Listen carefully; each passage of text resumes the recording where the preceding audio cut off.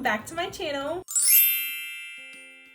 So if you're new here, I'm Victoria, but if you're not, welcome back. I know I have been AWOL for a very long time, but you guys, it has been so crazy this past year, and I'm just so happy to be back filming again. Being a healthcare worker during this time, it can just be pretty hectic, so I kind of just put YouTube on the back burner, but I am back now, and I just wanted to share with you guys my experience of being a medical assistant for 2 years. So I literally just updated my certification, so I have a few notes jotted down basically since day one, but if you guys followed me since day one, you guys can already see like my playlist. I have like my externship and getting the job and just so on and so forth. So just basically to start out, working, when I first got hired, I was working with one physician. Every physician is different, the way they want their patients to be roomed, their needs, like on how they want certain things to be, laid out before they get into the room. It's just everyone is different. And so when I was doing my externship, I was just trained on one physician, and I kind of like learned the ropes after I got hired.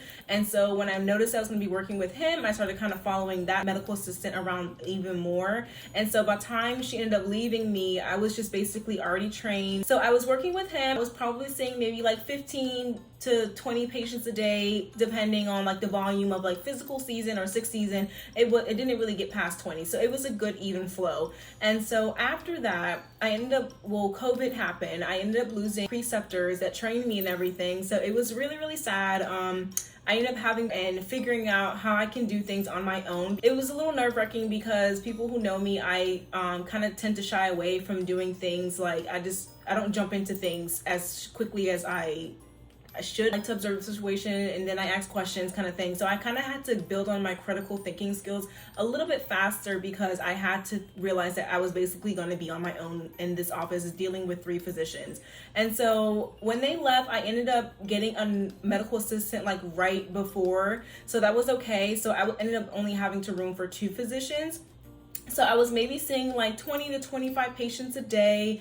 It wasn't too bad, but like I said, I was dealing with 2 different minds, 2 different flows of how they wanted things to be, laid out before they got into the room. So I kind of had to pick up on that really quickly. And it was just, I had to pray and ask God for guidance and for peace because I felt like I was just getting really overwhelmed. So I kind of had to just kind of like give myself some slack because I felt like I can't be Superwoman and be there everywhere at one time. So I had to learn my flow basically and how I can prioritize certain things to get the job done. So I ended up doing that for maybe about like 6 months until we got another medical assistant in. And so that was a really good learning experience for myself as well. And it helped build my confidence as a medical assistant to be able to help train others and to look forward, when situations may not go as planned and how to divert it to make it, work more smoothly. After that, long story short, I ended up getting promoted to clinical lead and also lab lead. So basically the whole lab department is run by me, I guess you can say. Like I basically handle all the back work, all the paperwork,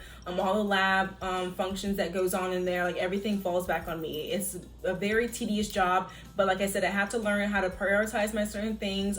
There's days that physicians are off in the office if they choose to, and so I had to use those days to basically plan for the lab. And then I also, as far as the clinical lead, was basically that I was just a designated preceptor now because like I said, my other one had left, so I was in charge of basically delegating and teaching the other medical assistants on how to do things the best way possible. And if, like I said, I'm an open book. Like if you are wanting to know something, if I don't even know, like I'm letting my staff know, like, hey, if you guys have a better option, just let me know and I can retrain it or whatever way best fits your needs basically. And so that was also a very big learning step for me because I was also very nervous, but I was also very excited to know that I can be able to take on new challenges like this, especially during a very crazy season of my life. It was just really hectic, but I'm so happy that I was entrusted with that position. Since then, I had passed most of all of my lab audits, which has been phenomenal because I felt like I was failing half the time. But I mean, you're gonna fail just like my 1 or 2 points, but majority of the time my lab has been functioning very well. So I'm very pleased with that. Fast forward, we ended up getting sent out to do phlebotomy training. So basically as a medical assistant, when I went to my class, it was an accelerated program. And so we kind of talked about phlebotomy, but it wasn't that much. And so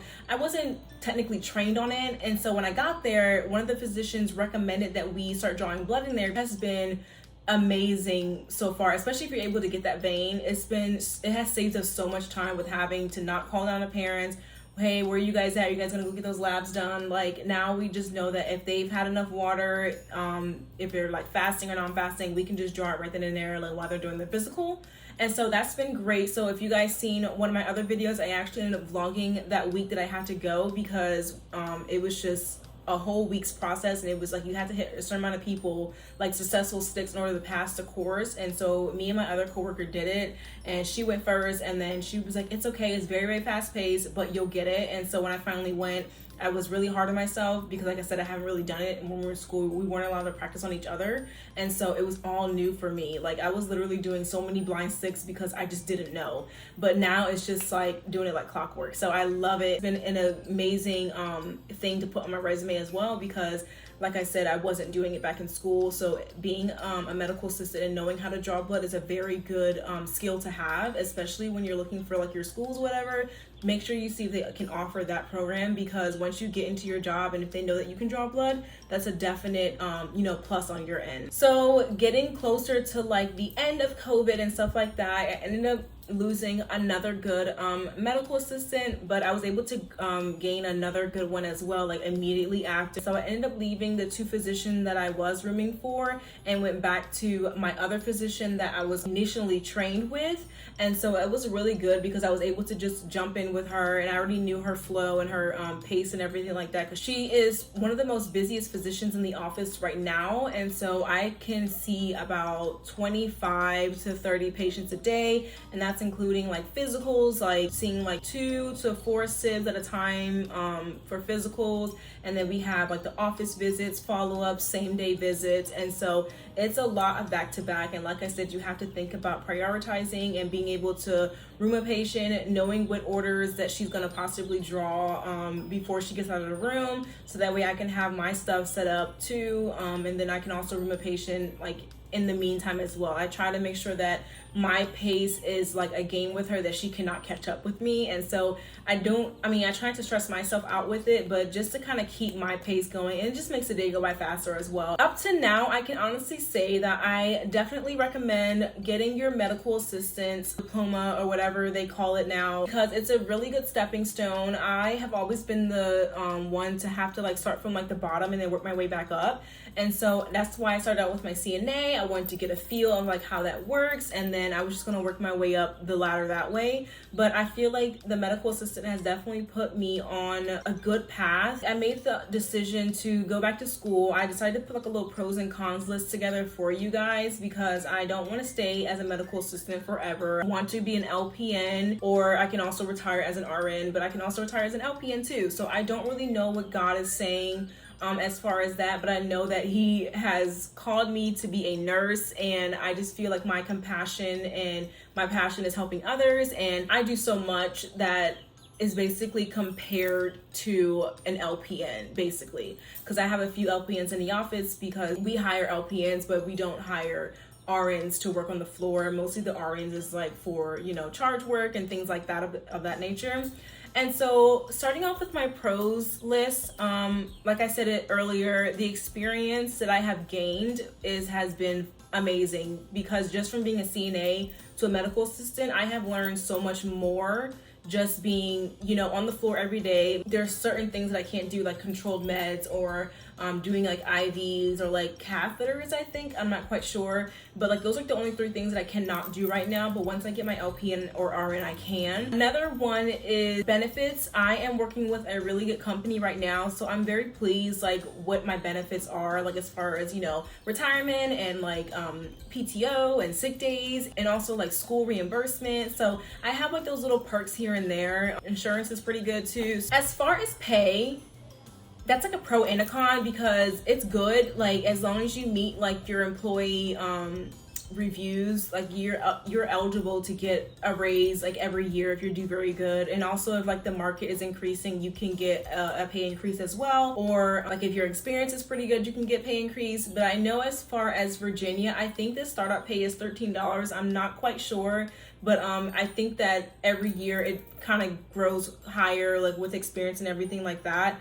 but I don't really know for sure on that, so just don't quote me on that. Another pro is that because I work in a facility that's kind of like an office, and so I think that's good because it's closer to home. It's busy, but it's not as busy as as a hospital, and it's a very small staff. We're very small, in quantity of people, so it's really good because we're like a family, and so we all kind of know each other. We all kind of work well with each other, and teamwork is very, very, very important to me.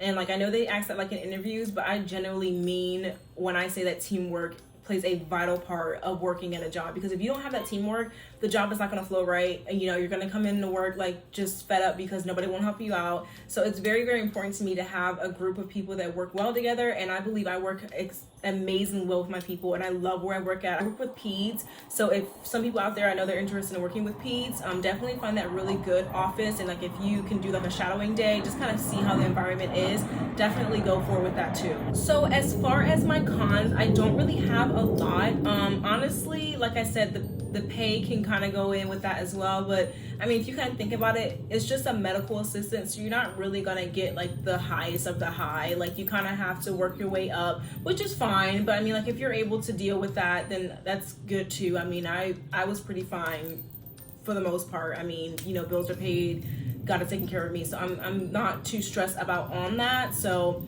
that's why I can kind of go in both areas. As far as a medical assistant, there's no room for growth. And I say that because within my 2 years of working here, like I said, I have gained so much experience, but I can't go no higher than what I'm doing right now. Like, there's no way that I can gain more skills because my license won't let me. So that's basically what I mean by I say that, because like, I want to do more, but I can't. And so that's what's basically making me the push to want to go back to school, to want to go learn more, because I want to be able to do everything that I can to help out, basically, help kids get better. So that's my con for that, basically being limited on certain things, which is not fun. So I guess with all that being said, I have decided within like the last year that I really want to go back to school. And so it's just trying to find the best school that fits my needs at the moment. And so I've looked into ECPI, I looked into Fortis, I looked into my community college,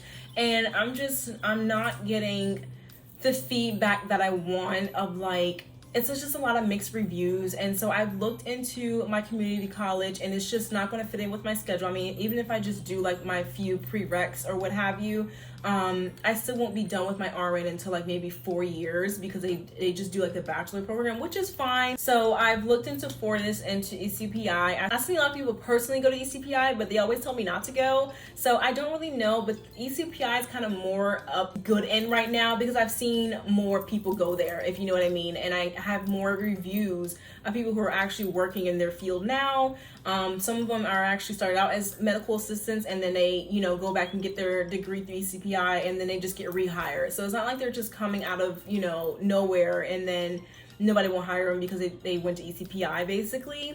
But as far as Fortis, I don't really know too much about them. I'm kind of like on the fence, but I'm leaning towards ECPI right now. If you guys have any type of advice or any type of experience that you guys had with their practical nursing program, please let me know, because I don't really see a lot of information like on it online. I'm just getting a little like, not discouraged, but I just feel like I'm just kind of like at a standstill right now, and I just don't want to feel like I'm being stagnant in life. And so I spoke with a few of the schools. I mean, I already took my TEAS test for ECPI. Like, I'm good enough to do the RN program, but like I just want to do the LPN program first. I'm really excited to extend school. They said like the more that you want it, it'll make it easier for school to get done, because like you're determined, you want to get it over with, kind of thing. And so I'm determined, and like I said, I have a stepping foot into the program because I'm already a medical assistant, so I kind of already know like what to expect. So I'm really, really excited about that. But yeah, so that concludes this video. Thank you guys so much for watching. I would definitely keep you guys updated. Like I said, if you guys have any other like questions or advice, please leave it down in the comments. I am open to everything. I try my best to respond to everybody because I just love talking with you guys. So please let me know. I'm very, very excited to keep working as a medical assistant. Like I said, I have enjoyed these past 2 years. They have been so much, positive vibes coming my way of just, I have just learned so much about myself. I have gained so many skills and knowledge in the medical field. Like, I am just so, so happy and proud of myself. Thank you guys so much for watching, and I'll see you guys in my next video. Bye.